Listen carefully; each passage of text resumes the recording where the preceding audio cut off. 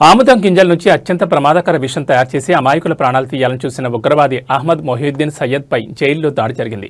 అహ్మద్ను anti terrorist squad పోలీసులు arrest చేసి జైలుకు తరలించిన విషయం తెలిసిందే. ప్రస్తుతం అతను గుజరాత్లోని సబర్మతి జైల్లో హై సెక్యూరిటీ బ్యారక్లో ఉన్నాడు. అయితే ఏం జరిగిందనే విషయంపై పూర్తి సమాచారం లేనప్పటికీ అహ్మద్పై తోటి ఖైదీలు దాడి చేసి తీవ్రంగా కొట్టారని తెలుస్తోంది. ఈ ఘటనపై దర్యాప్తు జరుపుతున్నామని, ఖైదీలు ఎందుకు దాడి చేశారనే విషయంపై ఆరా తీస్తున్నట్లు జైలు అధికారులు తెలిపారు. ఖైదీలు మూకుమ్మడిగా దాడి చేయడంతో అహ్మద్ ప్రాణాలు కాపాడేందుకు పోలీసులు జోక్యం చేసుకోవాల్సి వచ్చిందని సమాచారం. దాడి గురించిన సమాచారం అందిన వెంటనే గుజరాత్ యాంటీ టెర్రరిజం స్క్వాడ్ బృందం సబర్మతి జైలుకు చేరుకుంది. దాడి ఎలా ఎందుకు జరిగిందనే అంశంపై దర్యాప్తును ప్రారంభించింది.